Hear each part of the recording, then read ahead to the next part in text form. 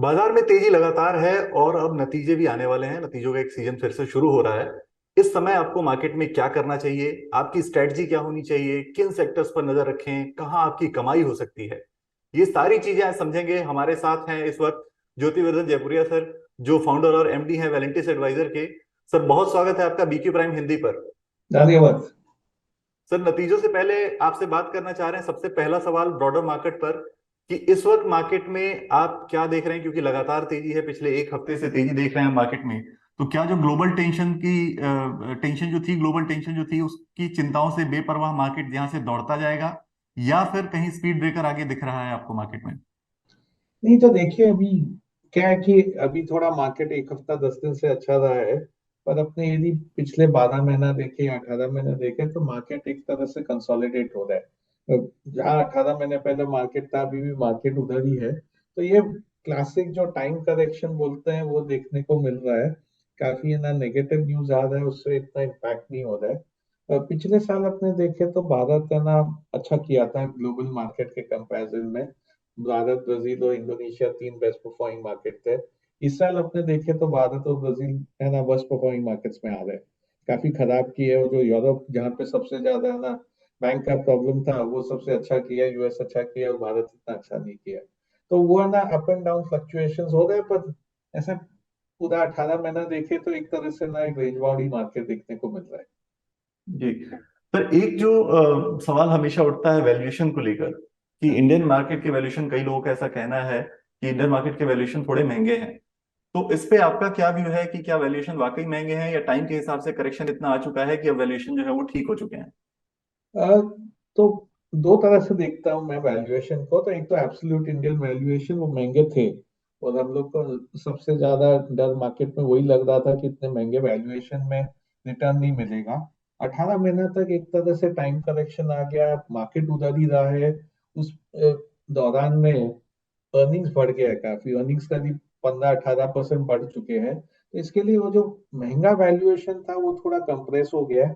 अभी भी मार्केट सस्ता नहीं है, पर एक तरह से फेयर वैल्यू जोन में आ गया है। Top end of fair value समझिए, एकदम है ना बहुत सस्ता नहीं हुआ है। पर इस वैल्यूएशन से यदि अर्निंग साथ देता है तो मार्केट यहाँ इसी आसपास में वैल्यूएशन में रह सकता है। 2-4%, 5% नीचे आ जाए तो थोड़ा बेहतर रहे।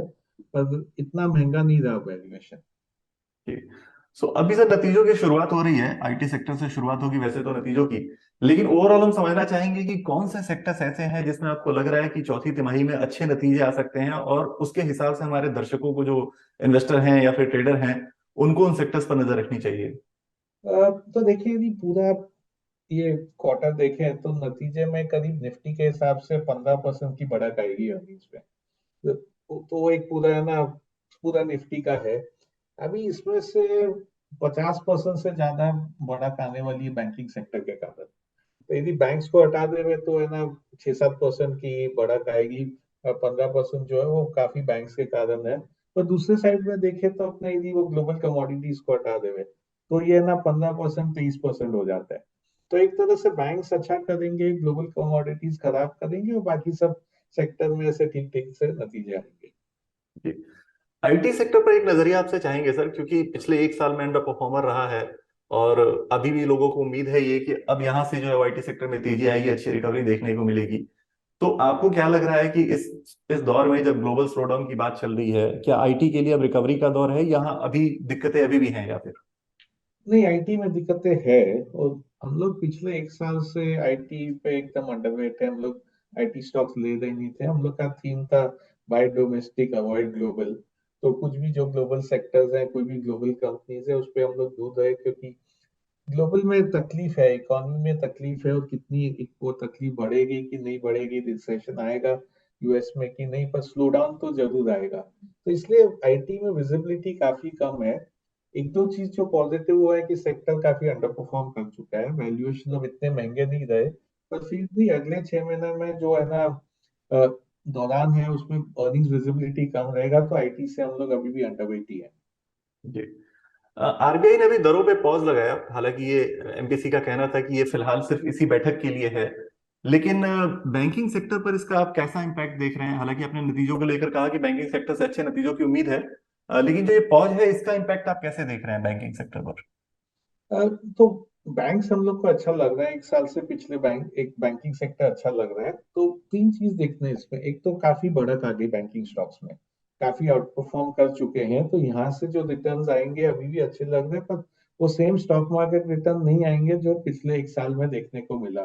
दूसरा है कि जब बैंक्स में पॉज आ जाते हैं, इंटरेस्ट रेट में पॉज आ जाता है, एक तरह से बैंक्स के लिए अच्छा होता है, पर इतना भी अच्छा नहीं होता है।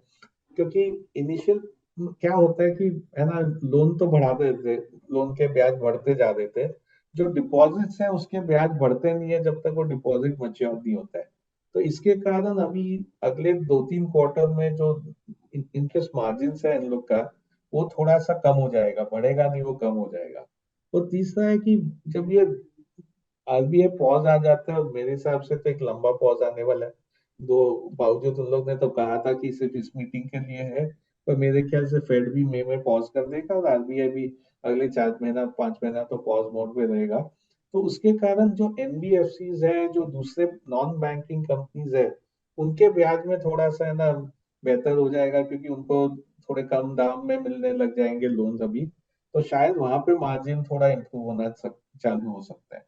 सर आपने काफी चीजें बता दी, लेकिन अब एक जो सवाल दर्शकों के मन में होगा वो ये कि कोई सेक्टर या फिर कोई टॉपिक आप सजेस्ट करना चाहेंगे क्या, जो दर्शकों को अगले 3-4 महीने के लिए वहां नजर रखनी चाहिए? हाँ, तो मैं स्टॉक पिक बोलने के पहले सेक्टर बोल देता हूँ, क्योंकि फिर है ना स्टॉक पिक जैसे जिसका जो रिस्क एपिटाइट ले सकता है। तो ज्यादातर हम लोग के डोमेस्टिक इकोनॉमी पे ही नजर है। तो एक तो बैंकिंग सेक्टर का जिक्र किए थे अपने। दूसरा है कैपिटल गुड्स, जहाँ पे है ना काफी है ना एक तरह से स्टॉक मार्केट में तेजी आ चुकी है, पर अभी भी अगले 2 साल के लिए कैपिटल गुड्स काफी अच्छे लग रहे हैं, क्योंकि वहाँ अर्निंग्स विजिबिलिटी बहुत है। और तीसरा सीमेंट का जिक्र करूंगा। तो सीमेंट क्यों हम लोग कर रहे हैं, एक तो है ना डिमांड अच्छा है, क्योंकि पूरा कैपिटल गुड, गवर्नमेंट का स्पेंडिंग अच्छा है। पर दूसरा सीमेंट में क्या हो रहा है कि जो उसका रॉ मटेरियल था, वो लास्ट ईयर सब रॉ मटेरियल प्राइसेस बढ़ चुके थे, इस साल रॉ मटेरियल प्राइसेस वापस घटने लग गए हैं। तो हर एक सीमेंट कंपनी को 150 से 200 रुपया एबिटा पर टन सिर्फ कॉस्ट के कारण है ना बढ़ जाएगा, कि कॉस्ट हम लोग का कम हो गया, उसके कारण एबिटा पर टन बढ़ जाएगा। सीमेंट प्राइसेस बढ़ गए तो और अच्छा, नहीं भी बढ़े तो भी 150-200 रुपये एबिटा पर टन बढ़ने वाला है। तो इसके कारण सीमेंट अच्छा करेगा। याद रखिए, ये सेक्टर अच्छा नहीं किया पिछले एक साल से। तो पिछले एक साल से अंडर परफॉर्म किया, अभी अर्निंग्स मोमेंटम चालू हो जाएगा इस क्वार्टर के नतीजे के बाद। तो इसलिए सीमेंट एक सेक्टर देख सकते हैं। बाजार से लेकर नतीजों में क्या होगा, सेक्टर्स कौन से परफॉर्म करेंगे, ग्लोबल मार्केट में क्या चल रहा है, ये सारी चीजें आपने बड़े साफ तरीके से समझा दी। थैंक यू सो मच, आपने आज वक्त निकाला हमारे लिए। बीक्यू प्राइम के दर्शकों को आपने काफी जानकारी शेयर की, इसके लिए बहुत बहुत शुक्रिया सर।